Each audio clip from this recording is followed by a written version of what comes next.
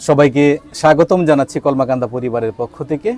আজকে প্রাসঙ্গিক অনুষ্ঠানে আমাদের আজকের অতিথি কলমাকান্দার কৃতি সন্তান, নেত্রকোনা সরকারি কলেজের রাষ্ট্রবিজ্ঞান বিভাগের বিভাগীয় প্রধান, সাবেক অধ্যাপক ননী গোপাল সরকার। স্যার, কলমাকান্দা পরিবারের পক্ষ থেকে আপনাকে স্বাগতম। কলমাকান্দা পরিবারের সবাইকে আমি আন্তরিক অভিনন্দন এবং ধন্যবাদ জানাই। আজকে যে আমরা প্রসঙ্গটা নিয়ে আসছি, যে সামান্য বৃষ্টি হলেই আমাদের এই কলমাকান্দা উপজেলায় বন্যা বা পানিবন্দির মতো অবস্থা হয়ে থাকে, সে বিষয়ে আপনার প্রতিক্রিয়া জানতে চাচ্ছি যে এটার মূল কারণটা কি? ভালো একটি প্রশ্ন। আমরা এই মুহূর্তে এই আশ্বিনের অকাল বন্যায় দেখতে পাচ্ছি যে সর্বোচ্চ পানি উঠে গেছে। এই পানি কেন এভাবে উঠতি ফসল তলিয়ে দেয়, ঘরবাড়িতে উঠে, রাস্তাঘাটে উঠে জনজীবন বিপর্যস্ত হয়, এটি একটি সমস্যা।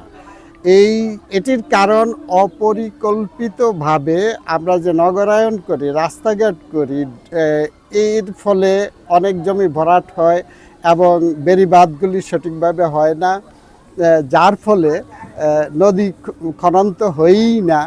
এই সকল সমস্যাগুলির কারণে এই পানিবদ্ধতা দেখা দেয়, যার ফলে জনজীবনে দুর্ভোগ আসে, রোগ পীড়া আসে, অর্থনৈতিক ক্ষয়ক্ষতি হয়।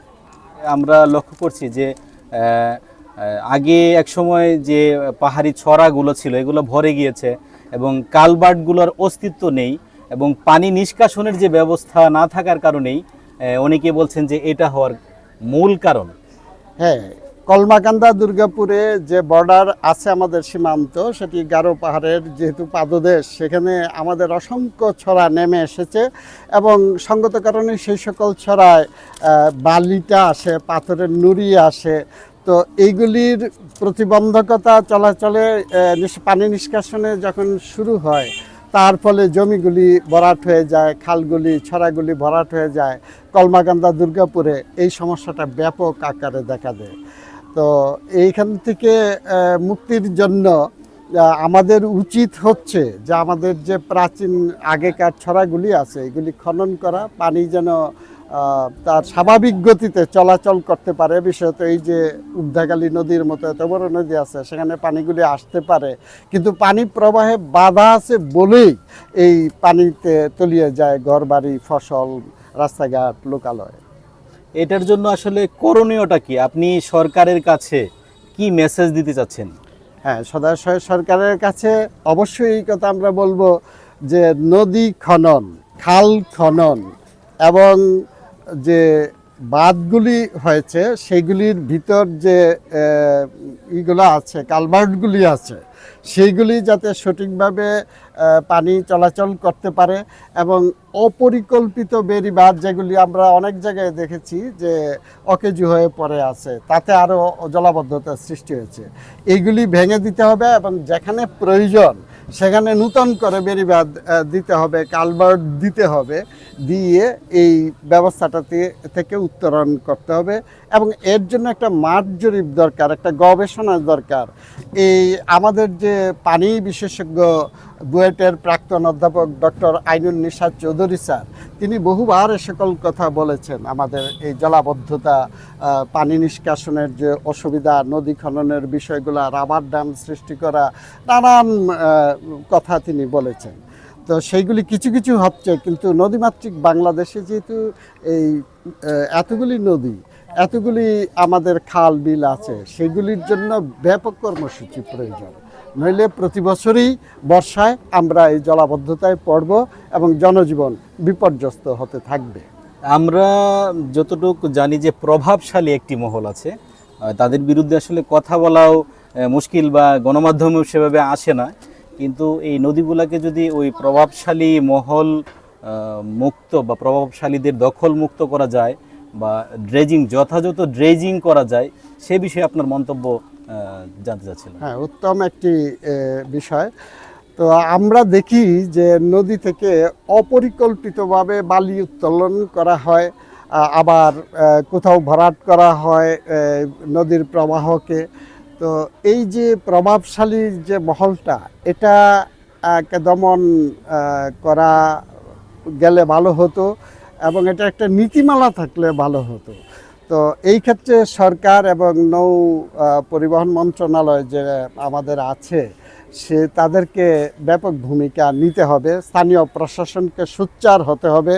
উপজেলায় যারা ইউনো সাহেবরা আছেন এবং জেলায় ডিসি মহোদয় আছেন, তাদেরকে এই বিষয়গুলি নখদর্পণে নিতে হবে। কেবল বন্যার সময় এসে পরিদর্শন করাটাই যথেষ্ট নয়, শুকনা সময়েও দেখতে হবে এই বিষয়গুলি কি, কারা এই বালি উত্তোলন করে, ভরাট করে, পানি নিষ্কাশনের পথ রুদ্ধ করে, এই বিষয়গুলি সঠিক তদন্ত এবং সরেজমিনে পরিদর্শন করা প্রয়োজন।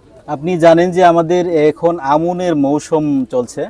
আমন ধানের ব্যাপক ক্ষয়ক্ষতি হয়েছে এবং অনেকের পুকুর তলিয়ে গেছে, পুকুরের মাছ চলে গেছে। কিন্তু অনেকে বলছে যে এই ত্রাণ বিতরণ আসলে কি ত্রাণের চেয়েও কি আপনার এই বিষয়ে উদ্যোগ নেওয়া কি জরুরি মনে করছেন? ত্রাণ তো পার্মানেন্ট কোনো সলিউশন নয়, এটা সাময়িক রিলিফ, সান্ত্বনা। কিন্তু আসল সমস্যাটার মূলে দেখতে হবে। এখন এই যে হাজার হাজার হেক্টর জমি তলিয়ে গেছে এই বন্যায়, তো পুকুরের ঘের বের হয়ে মাছ বের হয়ে গেছে, এতে যে মৎস্য চাষিদের এবং আমাদের কৃষক যারা ফসল ফলায়, যারা রোদে পুড়ে বৃষ্টিতে ভিজে ঘেমে এই যে ফসল সোনার ধান উৎপাদন করে, তাদের তো জমি সবটাই গেল। ব্যাপক ক্ষয়ক্ষতি অর্থনৈতিক দিক থেকে এই বন্যা, এই পানিবদ্ধতা, এই যে বিষয়গুলি, এইগুলি বড় একটি বাধা আমাদের অগ্রগতিতে।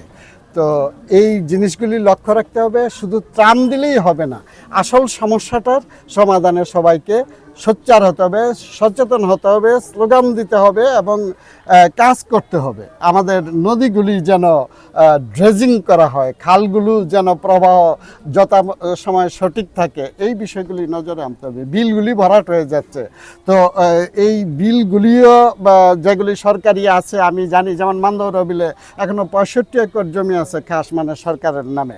তো সেই জায়গা তারা খনন করতে পারে, কিন্তু আমি জন্মাবধি আজ পর্যন্ত মান্দৌর বিলে এই যে ভরাট হচ্ছে, এটা খনন হতে দেখি নাই। সমস্যাগুলি এইভাবে বাড়ে। স্যার, আমাদের শেষ করতে হচ্ছে।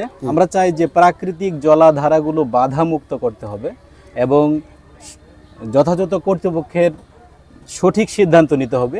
তাহলেই আমাদের এই অকাল বন্যা বা এই প্রাকৃতিক দুর্যোগের মতো যে সমস্যার সৃষ্টি হয়, তা থেকে আমরা মুক্ত হব। প্রকৃতিকে শাসন করা খুব কঠিন একটা বিষয়। প্রকৃতিকে প্রকৃতির মতোই চলতে দিতে হবে, এটাই হচ্ছে সহজ সমাধান।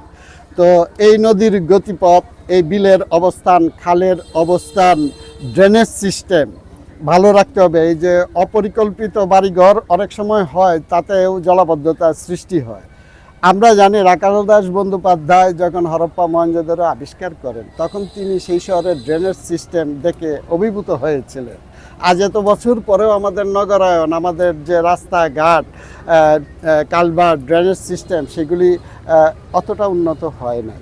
নদীমাতৃক বাংলাদেশে আমরা এই অকাল বন্যা বা বর্ষার প্রকোপ থেকে, শস্যহানি থেকে, রাস্তাঘাট ভেঙে যায়, এটা আবার পুনরায় মেরামত করতে হয়, এই যে ক্ষতি হয় প্রতি বছর, এটার হাত থেকে বাঁচার জন্য স্থায়ী একটি পরিকল্পনা প্রয়োজন। স্থায়ীভাবে এই কাজগুলি করতে হবে। সেখানে প্রশাসনকেও সোচ্চার হতে হবে, জনগণকেও সচেতন হতে হবে।